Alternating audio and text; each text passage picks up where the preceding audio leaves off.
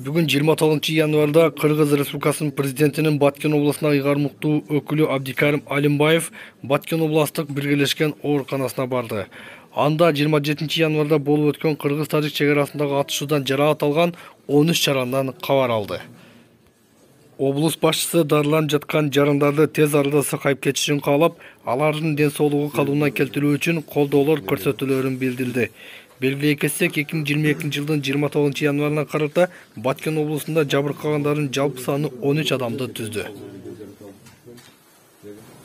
27 январда Кыргыз-Тажик чекарасында бир атышуу менен инцидент болуп кетти.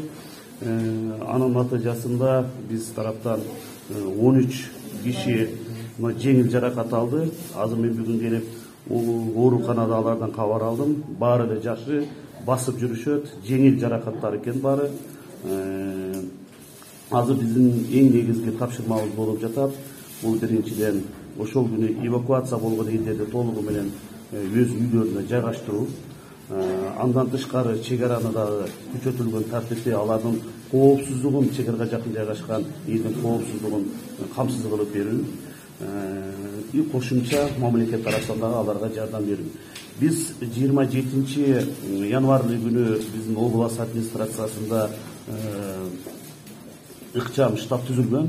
Ал штабтын эң негизги тапшырмасы ошол жерде бүт болуп жаткан нерсенин маалымат топтоо, ошол менен бирге аларды талдоо жүргүзүүдө мага маалымат берип, бир жерден башкаруу системасын уюштуруу болуп келди. Бирок биз ушул башкаруу системасын баарын мен көзөмөлгө алып туруп координировать этип турдум. Азыр комиссия түзүлүп, ошол Кыргыз-Тажик чегарасындагы жайгашкан айылдарда жана зыян тарткандардын канча зыян тартты, ошону тактап чыгуу маселеси дагы турат. 2 күндөн бери Тажик мамлекетинин бийлик өкүлдөрү менен жолугушуу болуп турат. Азыр биздин Баткен областыбызда генерал Ташиев дагы келип өзүнүн группасы менен иштеп, кечээ күнү Тажик тараптары менен жолугушуу өткөрүп, бүгүн дагы жолугушуу күтүлүүдө. Бүгүнкү күндөгү кырдаал чегарадагы жалпысынан көзөмөлдө болуп турат. Туруктуу деп айта аласызбы? Туруктуу деп азыркы бүгүнкү күндө мен айта аламын. Бирок чегара маселесин биз чечишибиз керек. Чегара маселеси чечилме сайын бул чыр чатактар токтоп калат. Эч ким кепилдик бере албайт. Бул багытта менин жанагы өкмөт аралыкта комиссиялар иштейт. Бүгүн дагы генерал Ташиев өзүнүн коллегасы менен Тажик тарапта жолугушууну күтүлүүдө. Ошол жерде дагы чегара боюнча дагы бир канча маселелер каралат. Кечеги болуп өткөн окуялар боюнча, инцидент боюнча кайсы тараптан ушундай мыйзам бузуу болуп атат, кайсы тараптан ушундай эл аралык мыйзамдарга колдонуу бузуу болуп атат дегендерди сиздер мындай жүйө катары айта алдыңыздарбы жолугушууда? Өзүңүздөр билесиздер, бул көптөн бери мына акыркы жылдары чыр чатактын саны да көбөйүп кетти. Чыр чатактын чыгып кетиши бүгүнкү күндө мындайча айтканда көбөйдү эле болбой калды. Кичинекей нерселерде бир чоң чыр чатакка айланып кетиши мүмкүн болуп калды да. Бунун үстүндө биз иштешибиз керек. Кечээки жолугушууда биз айрыкча ушул маселелерди айттык. Кичинекей нерселер бир чоң чыр чатакка, ошону менен бирге куралдуу кол салууларга айланып кетип жатат. Ошондуктан биз Тажик тарап менен сүйлөшүп жатканда дагы эң негизги багыт болуп ушуну коюп жатабыз. Бирок биз бирибизге ишенишибиз керек. Тажик тарапка да ушундай бир маселелерди биз койдук. Себеби дегенде жолугушуудан кийин дагы ушундай нерселер болуп кетип жатат. Сиздер баарыңыздар билесиздер, мамлекеттик деңгээлде жетекчилердин жолугушуусунан дагы мына 18-жылы ушу 3 күндөн кийин ушундай бир чоң чыр чатак чыгып кеткен. Ошондуктан мына жолугушуусунун натыйжасы дагы туура өтүш керек да өзүчө. Биз азыр аракет кылышыбыз керек. Негизги биздин максатыбыз чегара маселеси чечилгенге чейин биз ошол жердеги чегарага жакын жайгашкан айылдарды, жарандардын коопсуздугун сактоо. Бирок бир нерсени айта кетейинби, бул мындай неме карасында эмес, бирок биз кечээ байкадык, мурунку майдагы окуяга салыштырмалуу элдерде мындай түшүндүрүү иши жакшы жүргөндө, бул 2021 жылы 28-29 апрелде бир чоң чыр чатакка айланып, бул жерде бир канча биздин мекендештерибиз дагы жоготтук. Ошону менен бирге бир канча адамдар бизде жаракат алышты, мамлекетибиз зыян дагы тартты. Ошондон баштап биз ушул жерге жергиликтүү бийликтер аракет кылып жатабыз. Айыл-айылдарга чыгып түшүндүрүү иштерин жүргүзүп, ошол жердеги чек араны коргоодогу коргоп жаткан күч структуралары менен кошумча бир канча жыйын өткөрүп туруп, ар бир жерде кандай кайтаруу керек, ар бир жерди, мына упурталтуу жерди кандай тактикада кайтаруу керек, ошого чейин биз барып жыйын өткөрүп тапшырмаларды коюп жатабыз да.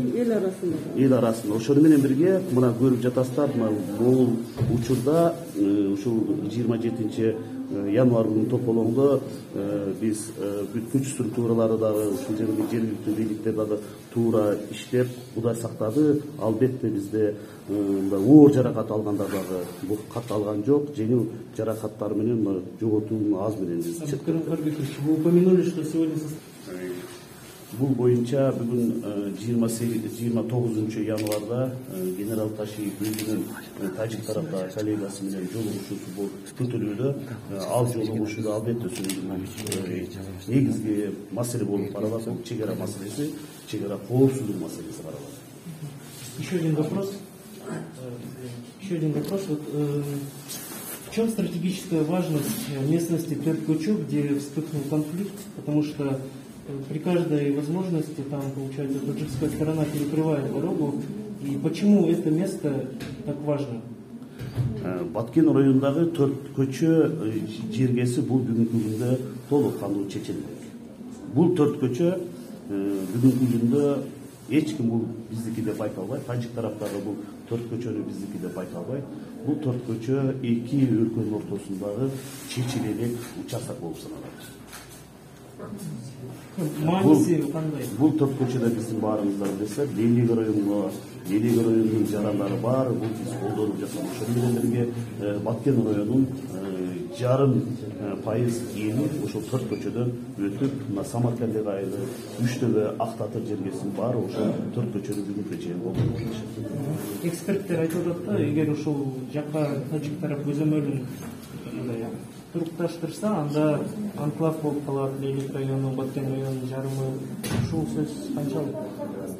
Албетте, бул чек ара маселесин чечүү бир оңой маселе эмес. Бул бир тараптуу маселе эмес. Чек ара маселесин чечүү бул эки тараптуу маселе. Ошондуктан бир канча жылдан бери ушул көйгөйлүү маселе көтөрүлүп келип жатат. Бүгүнкү келип жаткан чыр чатактын баары ушул себептен чек аранын чечилбегенден келип чыгып жатат. Бүгүнкү күндө Баткен районундагы Төрт-Көчө жергеси бул биз эч качан айтпайбыз, бул тажик тараптыкы деп, же тажик тараптын көзөмөлүндө деп, бул Төрт-Көчө чечилелек жергеси. Бул Төрт-Көчөнү эки өлкөнүн ортосуна комиссия кошумча дагы карап чыгыш керек.